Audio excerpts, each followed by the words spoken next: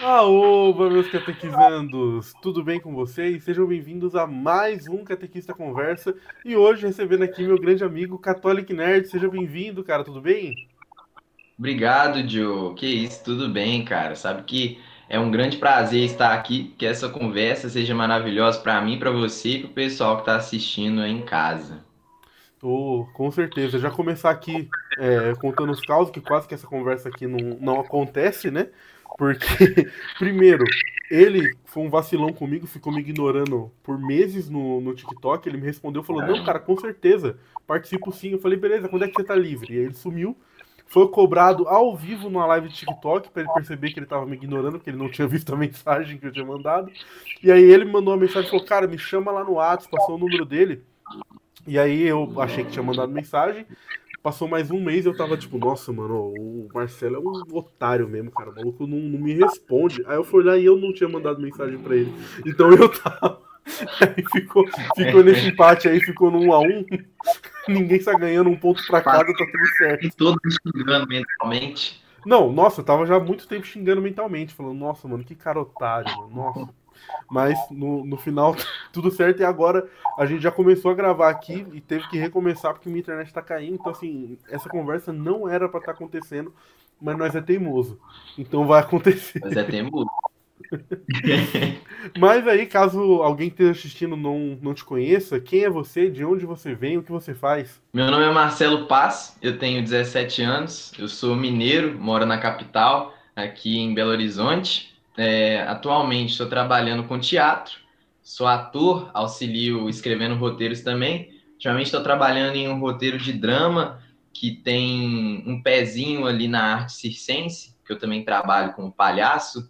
E também estamos trabalhando aí na Catholic Nerd, trazendo conteúdos aí diários com qualidade de edição que damos nosso máximo aqui, né? E sempre trazendo catequese para o pessoal de uma maneira mais lúdica e até, pode dizer, teatral, né?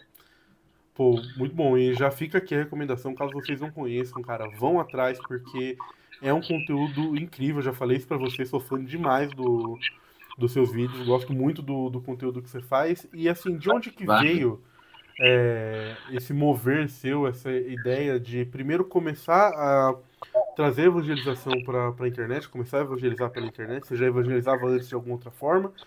E Uhum. uma vez iniciada essa evangelização na internet, de onde que veio a ideia de misturar isso com o mundo nerd, trazer essa pegada diferente que você faz? Sim. É, eu, mesmo antes da minha conversão ao catolicismo, que eu sempre fui católico, mas nem sempre fui praticante. Comecei a praticar a minha fé em 2024, no começo de 2024, que foi por causa de estudo, né? Eu comecei, uma das coisas principais que me levou à conversão foi a astronomia, por exemplo. Depois a gente até fala sobre isso.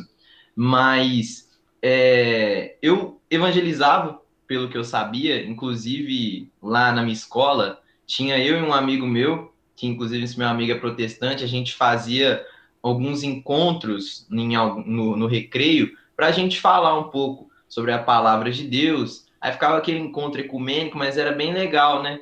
E eu sempre gostei muito de falar. Eu sempre fui um cara que eu tive facilidade de falar em público e também tive facilidade com câmera. Desde pequeno, eu sempre gostei de gravar vídeos. Então, depois da minha conversão, que eu me tornei apaixonado pela igreja, essas minhas duas paixões elas foram se conectando, né? E eu já tinha uma página falando sobre conteúdos nerds, né? Falando sobre videogames, filmes, séries, desenhos que eu gostava, que se chama Nerdola no Papo, que até hoje está no ar, que ainda, quem sabe, eu possa voltar, que é algo que eu gosto bastante de fazer.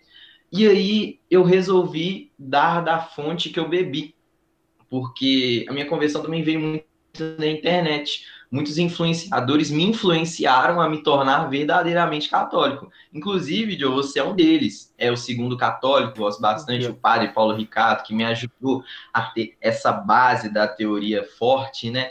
Então, a gente tem que entregar da fonte que a gente bebe, né? Então eu resolvi começar a fazer vídeos desse propósito, fazendo. E querendo ou não, a Catholic Nerd, ela é também uma jornada do quanto eu vou progredindo na minha fé. Porque o que eu aprendo, eu ensino diretamente. E eu tive essa ideia de misturar com essas coisas, né? Porque, querendo ou não, isso faz parte de mim. Videogame é algo que me caracteriza, entendeu? Livros é algo que me caracteriza, animes, mangás. Então, não há como eu fazer um vídeo naturalmente sobre qualquer assunto, no caso aqui sobre a Igreja Católica, sem citar pelo menos uma das obras que eu gosto, por exemplo.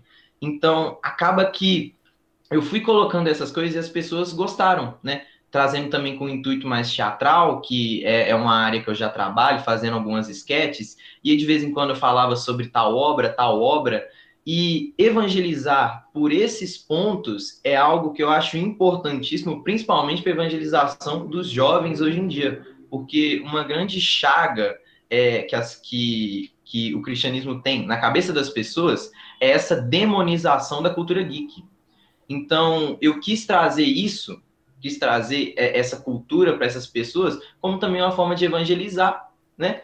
Para trazer essas pessoas ao catolicismo e também para retirar essa visão demoníaca que as pessoas têm sobre isso, sabe? Sei, é muito importante a gente fazer isso, porque, assim, o Brasil, a gente sofreu muito com o Pânico Satânico, né? Que é um movimento ali que começou nos Estados Unidos, se eu não me engano, na década de 70, mas chegou no Brasil com muita força na década de 90, né?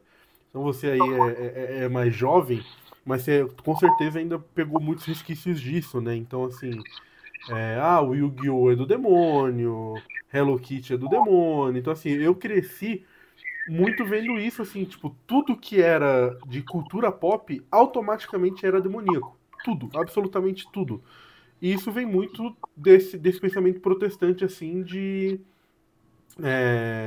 que o mundo é completamente perdido, completamente contaminado, tal. É uma parada que, assim, que já se inicia com Lutero. Lutero tinha muito essa visão, assim, de que a carne era intrinsecamente má, né? E aí a gente pode voltar até mais longe ainda, a gente chega ali o pessoal ali com Demiurgo, com Deus Mal, o pessoal ali da Gnose, E né? Então, assim, essa ideia de o mundo é mal sempre, ela é uma ideia extremamente comum no meio.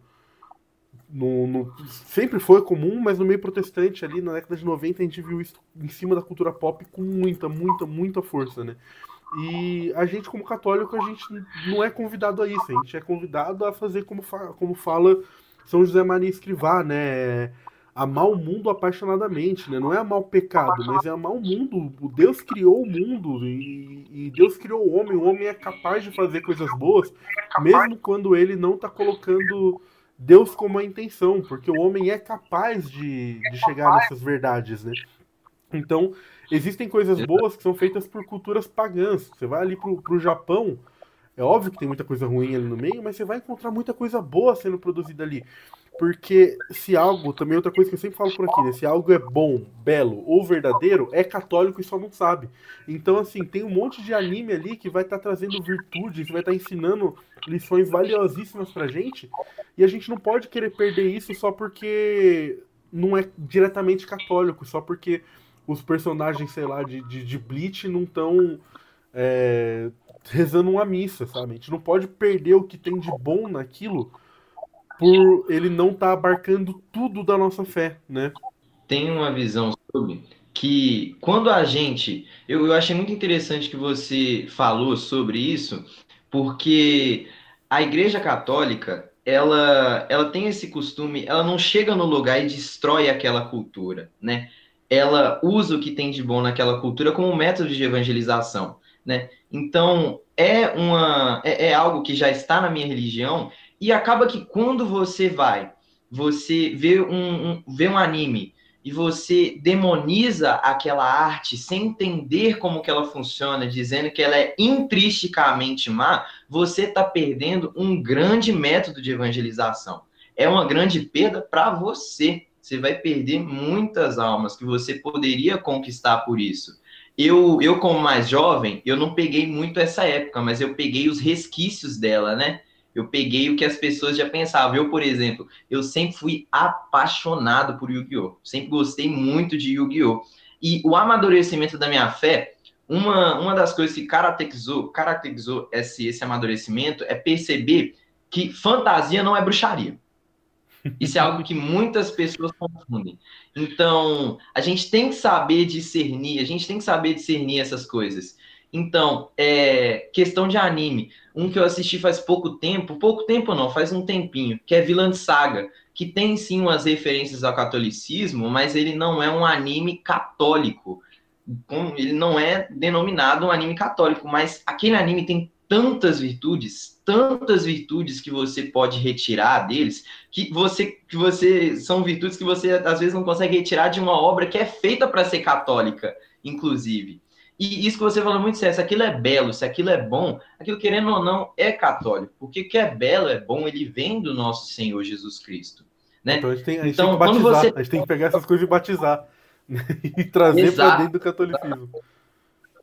A gente tem que converter igual. Anime. Hoje em dia é muito triste a indústria de anime, por isso que eu gosto bastante dos animes mais antigos. Hoje em dia a indústria de anime, ela é extremamente sexualizada. Isso é muito triste. Hoje em dia eu vou abrir um site para assistir alguma coisa, no primeiro episódio eu tenho que dropar, porque aquilo ali é extremamente agressivo para minha fé. E se é agressivo para minha fé, eu não vou querer assistir. Entende? E, cara, são tantas oportunidades que nós cristãos, não só nós católicos, mas os protestantes também perdem, demonizando essa cultura geek, sabe? Que nós poderíamos ganhar muitas almas. E para você ver como que esse pensamento já está dentro da cabeça das pessoas da minha idade, até mais novo. Tem gente que pergunta para mim, Marcelo, jogar Minecraft é pecado? Cara, você mata zumbi e minera. Meu Deus, umas perguntas que às vezes eu respondo pra pessoa falando assim: tenta me explicar como que isso vai ser pecado. E a própria pessoa não consegue. É a pessoa vivendo assim num mundo ali biluteteia das ideias, escrupulosa demais, que antes de se perguntar se aquilo é bom, ela já categoriza como ruim.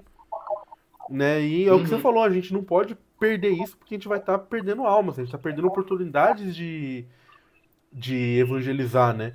Então a gente não pode nunca deixar assim, sempre filtrando, como você falou, né? Pô, a gente tá falando aqui de anime, a gente não, pelo amor de Deus, cara, o que tem aí de anime que realmente não é bom, a gente não convém a gente tá assistindo, é muito. Mas ainda assim tem muita coisa boa. Então por que não procurar? Por que não recorrer a isso? E no, né, para jogo também, indo para e aí vai para tudo assim e muitas vezes acho que vem muito assim de um preconceito no pessoal mais velho, porque assim, quando, sei lá, o padre Paulo Ricardo faz um curso sobre o catolicismo em Tolkien, todo mundo entende, né? E é incrível, incrível. Mas aí quando a gente tenta falar sobre o catolicismo que a gente enxerga, sei lá, em Naruto, aí o pessoal já põe o pé pra trás, entende? Acho que não, a gente tem que. Existe catolicismo Sim. em Tolkien e também existe nas outras coisas, né? Tem um. Pô, assisto muita série junto com a Carol, cara. Pô, direto assim, eu olho assim pra ela e falo, amor, esse personagem aí, pô, uma catequese que ele tivesse, ele era santo. Só precisava de uma Verdade. catequese, sabe? E tá tudo ali, Não as acontece. virtudes estão ali. Só faltou fazer a profissão de fé, só isso. Só faltou, rezou o credo ali, pronto, é santo de altar. Virou certo, acabou. Mas, E olha para você ver como que dentro da cultura geek também, a gente tem muito a gente se espelha também muito em personagem. Tem gente que, cara, assiste uma série hoje, amanhã ela é igual o personagem principal. E, querendo ou não, a gente tem que lembrar daquela passagem das Sagradas Escrituras, né? Que se os nossos olhos eles veem bem, né? O nosso interior também é bom. Então, eu falo que assistir conteúdo de qualidade também é ser católico, né? Eu, por exemplo, há um tempo atrás, eu estava extremamente viciado em assistir TikTok, cara. Isso é terrível. E eu passei agora a assistir filmes. E eu sempre busco assistir coisas de qualidade, porque me edifica, entende? Mesmo que aquilo não seja religioso. Eu gosto bastante de... Agora eu estou consumindo muito filmes de terror. E olha para você ver como que é interessante. Quando você tem aquele amor pela igreja, você começa a observar essas lacunas de verdade, como diz o catecismo quando fala das outras religiões, que existem fagulhas de verdade, a gente começa a enxergar também essas fagulhas de verdade em obras que não são feitas para o catolicismo. É o que você falou, a gente começa a observar as virtudes naquilo que não é religioso, e isso é muito bonito. E se a gente observar também na vida dos santos, a pessoa que tem uma visão rasa da santidade, ela acha que é socar o seu joelho no chão 24 horas por dia e rezar. Claro que a gente tem monges, né, que realmente fizeram isso, socaram o joelho no chão e rezaram 24 horas por dia. Beleza, maneiro. Mas a gente, por exemplo, tem Carlo Acutis, que a igreja, porque os santos eles têm esse intuito catequético, educacional. Aí você vê que bonito, com a Carla Acutis ele jogava videogame, né? Ele mexia no computador, ele tinha o seu projeto de evangelização, tudo isso extremamente balanceado, participava da cultura geek. E então, até quando eu me converti, eu tive muito medo de ter que abandonar isso, essa parte de mim. Mas a gente pode observar que a gente pode catequizar essa nossa parte para que seja usada a nosso favor. Eu, por exemplo, de vez em quando eu gosto de jogar um Minecraft em live, por exemplo, que às vezes uma pessoa que nem é católica, ela vai tá lá rolando o feed dela no TikTok, ela vai ver que um mano tá jogando Minecraft, ela vai parar, e eu do nada começo a falar sobre a igreja católica. A pessoa fica surpresa, entende? Aí eu tô trazendo essa pessoa a Cristo devagarzinho com o Minecraft. Bota fé.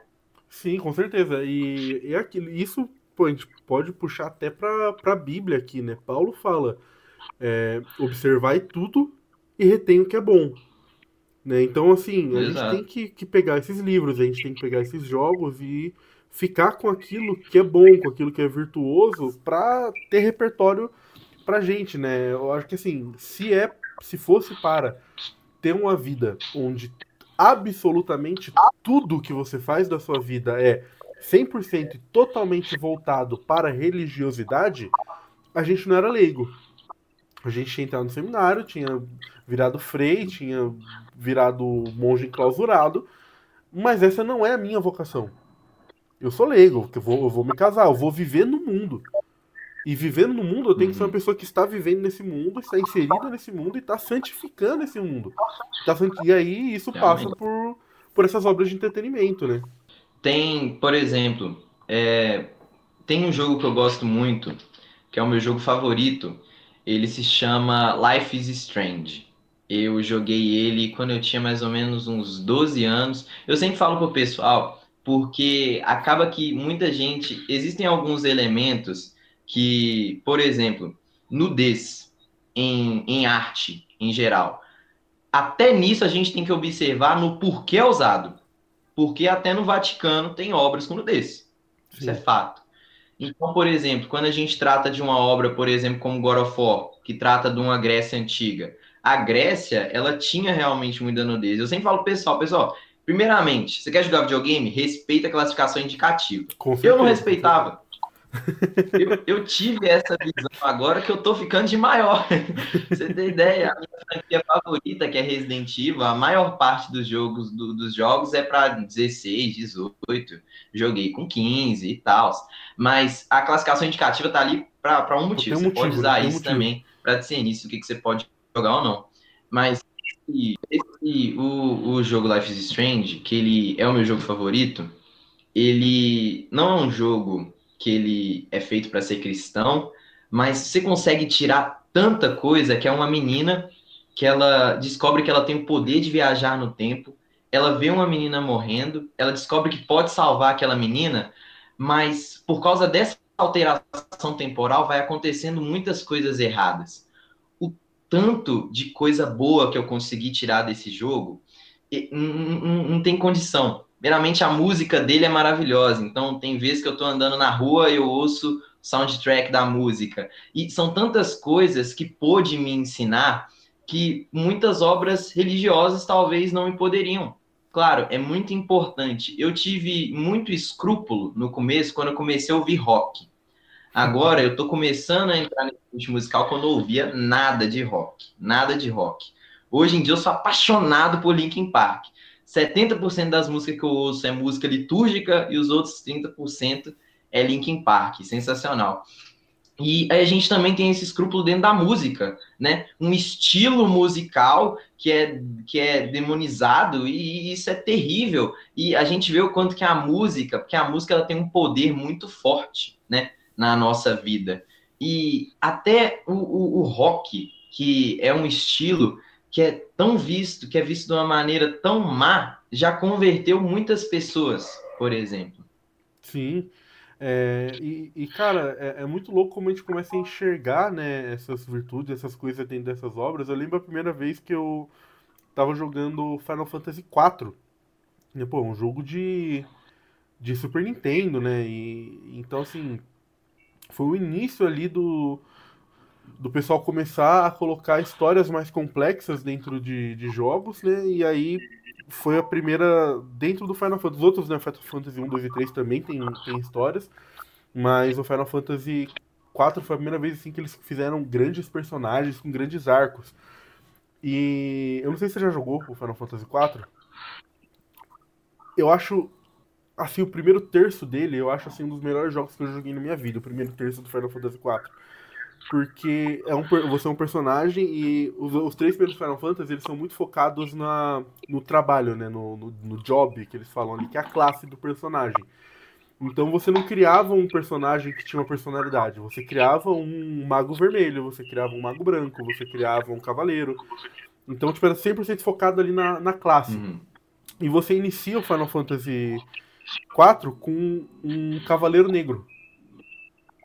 E aí esse Cavaleiro Negro inicia ali a história com vocês acabaram de invadir um vilarejo, e aí ele tá começando a falar, putz, eu acho que eu passei do limite, acho que eu não podia ter feito isso, acho que isso é errado. Então ele vai. Esse Cavaleiro Negro começa a perceber que ele tá do lado errado da história, que ele não é o bonzinho, questiona o rei, é expulso do exército, e aí a partir disso vai desenrolando a história do jogo, né? Que ele percebe ali que o rei é tirano e tal, e vai desenrolando toda a história a partir daí. E aí, nessa primeira parte do jogo, você passa por toda uma questão para você trocar de classe do personagem. Então, uma parada que antes você fazia apertando um botão ali no jogo, mudava, você é arqueiro, agora você é mago. Virou todo um arco desse personagem que para de ser um cavaleiro negro e passa a ser um paladino. E aí você sobe uma montanha para esse cara ter essa mudança dele, para ele perceber que era errado e começar a fazer o bem. E o último boss que você enfrenta antes de você mudar de classe é você mesmo. Assim, é uma luta espelhada. E aí é uma luta onde você precisa não tentar bater. Quando você para de tentar bater, você vence ela.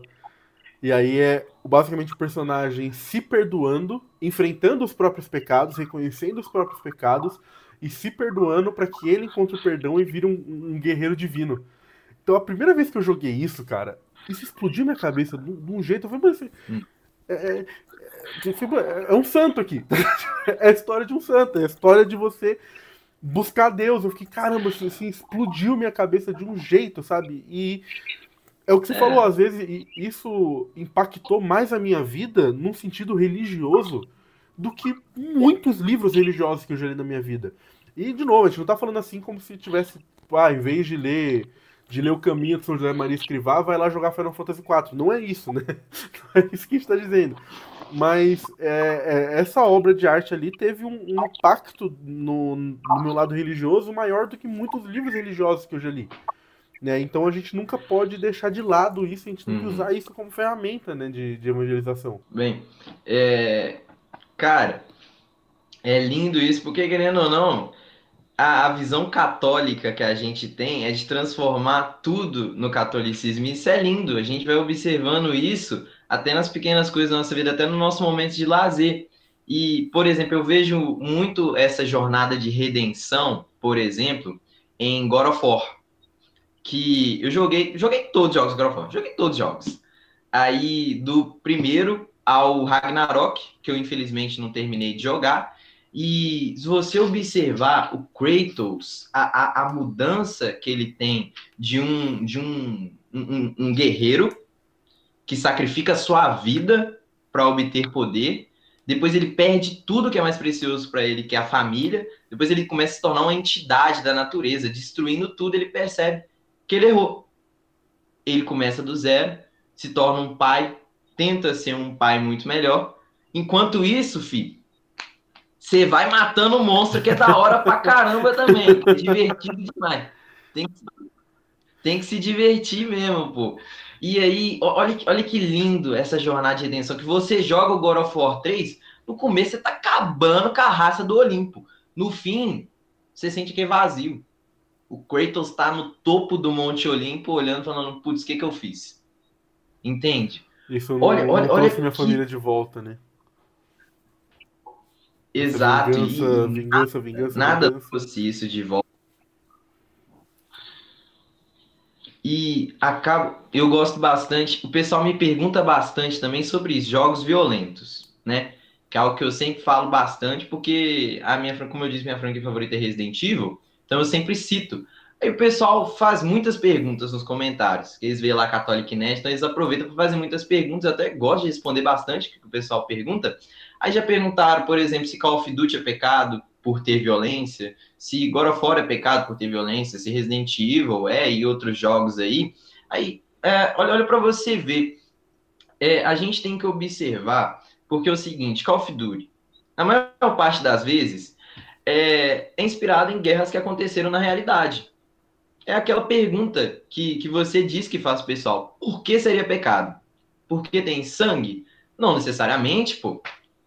Isso, a gente tem que ter obras que realmente se inspiram na vida real, entende? Então, se a gente quiser retratar a guerra, a gente não vai fazer um soldado levando um tiro e saindo geleia do braço dele. Não vai ter jeito, pô. Entende? A gente tem que expressar isso da maneira real. Então, até se a violência ela for usada da maneira certa, ela pode ser usada numa obra como uma maneira de edificar a obra e edificar até mesmo a sua vida. Resident Evil, por exemplo, é um jogo que é muito violento. O meu jogo favorito é o Resident Evil 3 de PlayStation 1. Os bagulho todo poligonal. E aquele jogo é violento pra caraca. É cabeça de zumbi explodindo toda hora, moleque. Toda hora. Mas vamos olhar o porquê que tem essa violência. A Jill Valentine acabou de sair do prédio dela. Ela tá no meio da cidade cheia de zumbi. Ela não vai ficar fazendo carinho no zumbi, não, pô. O bagulho é pegar a arma e pá em quem aparecer. Não tem jeito, tá ligado? A gente vai acompanhando essa narrativa. E essa violência, ela acompanha a narrativa de uma maneira lógica. Não é só aquele banho de sangue. Claro, eu não tô falando que você pode ficar jogando qualquer coisa sangrenta por aí. A gente tem que olhar. Mas as pessoas também têm isso na cabeça. Sabe? Porque tal jogo... Normalmente as pessoas não têm isso com filme. Filme as pessoas não têm isso. Né? Sim, Se o filme é também, violento, tanto faz, mas agora...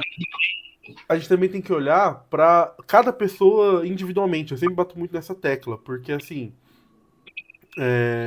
a régua do que é pecado, ela não é só a ação em si. A ação por ação, a gente consegue, sei lá, por exemplo, usar droga é pecado? Depende. Você tá usando uma droga ali, tá fumando crack no meio da rua, é pecado. Você tá usando uma droga que seu médico te passou pra você fazer uma cirurgia, não é pecado. A ação é a mesma, você tá usando a droga. Mas, entendeu? O contexto, assim, a intenção e o que aquilo te causa é o que vai definir também, né? É esse conjunto, né? A ação tem que ser uma ação de matéria grave, você tem que ter pleno conhecimento de que aquilo seria pecado, e você tem que fazer com a reta intenção. Então, assim, isso pode variar, essa régua vai variar muito de pessoa para pessoa. Então, um jogo violento, ele é pecado? Pô, eu jogo jogos violentos e eu não me afeto por eles. Agora, se você é uma pessoa que você joga um jogo violento, joga um Call of Duty da vida, joga um Mortal Kombat, e aquilo te estressa, aquilo faz com que você tenha pensamentos violentos, aquilo faz com que... Aí não é pra você. E para você vai ser pecado. E você não tem que jogar mesmo. Entendeu? Mas assim, entenda que isso é uma régua que varia de pessoa para pessoa. É muito fácil a gente visualizar isso quando a gente tá falando de pecado contra a castidade, né? Eu falo que tem homem que um bom dia de uma mulher vai ser Claro. suficiente para aquele cara Inclusive, cair eu e vi perder cair no pecado contra a castidade.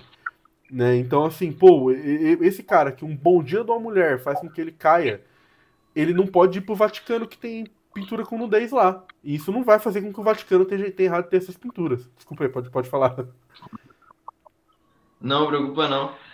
Eu tenho até um vídeo meu explicando sobre o pecado mortal que precisa, né, da vontade deliberada, da matéria grave, né? Então, esse vídeo, inclusive, ele foi um dos que bombaram na minha página. Por quê? Às vezes a pessoa, ela não tem nem o que é pecado. O significado do pecado na cabeça dela. Normalmente, as pessoas vão apontando dele e falando que aquilo é pecado. Normalmente, isso é um erro de muitas igrejas. Elas não explicam o que é um pecado, e sim vão apontando para a água, falando, ó, é tal coisa, essa garrafa aqui é pecado. Então, quando você cria esses fiéis que são alienados, aí eles vão olhar para tudo que é semelhante àquela garrafa e vão pensar que é pecado. Isso que você falou é muito interessante. Tem gente, por exemplo, que vai jogar chega do trabalho, vai jogar um Call of Duty com os parceiros ali suave, mas tem gente que vai jogar um Call of Duty de estresse, vai quebrar o teclado na cara da mãe. Aí não pode, pô. Pecado. Não joga esse bagulho, tá ligado? Nós somos seres diferentes. Então a gente também tem que observar. Eu, por exemplo, eu tenho que ver se eu tenho se eu sou tentado na minha castidade, eu vou evitar um jogo como, por exemplo, God of War, que eu falei, tem nudez por causa da história, você está na Grécia Antiga, eles queriam caracterizar a cidade de uma maneira melhor ali, então eu não vou jogar porque eu provavelmente vou cair em pecado. Vamos ver ali como é que funciona aquilo ali, beleza, é suave, mas será que para mim vai ser nocivo? Vai ser nocivo para mim, do jeito que eu vivo a minha fé, para as minhas fragilidades? Então a gente tem que observar isso também. E isso é bom porque a gente vai consumindo coisas que também se adequam a nós, né? Não, com certeza, né? É sempre bom a gente estar aqui enaltecendo, porque tem que enaltecer essas coisas, a gente tem que, como a gente está falando aqui, procurar Deus nelas, mas a gente sempre tem que fazer esse alerta também, né? De que tem coisas que realmente não vão convir pra gente, e aí vai de cada um entender, né? O que vai ser nocivo pra você e o que não vai ser nocivo pra você. É óbvio que tem coisas, existe um limite ali, né? Que vai passar e vai ser pecado pra qualquer pessoa, né? Não, assistir Uhum. hentai vai ser pecado, independente de qual que é a desculpa que você tem que dar pra você mesmo pra assistir aquilo. Então sempre vai ser. Só que aonde que você traça essa linha? É aquilo, tem coisas que obviamente vai ser pecado pra qualquer um. Um jogo que é blasfemo, por exemplo. Obviamente vai ser pecado você jogar. Agora, onde que a gente traça essa linha? Tem coisas que obviamente vai ser, mas onde essa linha chega, aí varia muito de pessoa pra pessoa. Cara, considerações finais sobre esse tema. Foi muito bom, passou rápido, né? Ah, com certeza. Bem, se eu falar para o jovem que hoje está me assistindo, sempre analise o que está à sua volta. E questão, eu gosto muito de falar que todos nós devemos ser evangelizadores. O jeito que eu evangelizo é pela internet, utilizando o que eu tenho à minha volta. Eu sou um cara que eu sempre gostei de assistir videogame, de jogar videogame, de assistir filmes, de ler livros. Então eu vou usar isso para minha evangelização. E também, quando a gente tem a conversão, a gente deve dar uma repaginada na minha vida. Existem, claro, eu não estou dizendo que não deve existir renúncia na nossa conversa, que a gente até falou e tal. A gente deve sim renunciar a algumas coisas, mas também vamos visar bem, vamos evitar ser escrupulosos, porque isso é extremamente nocivo para a nossa fé.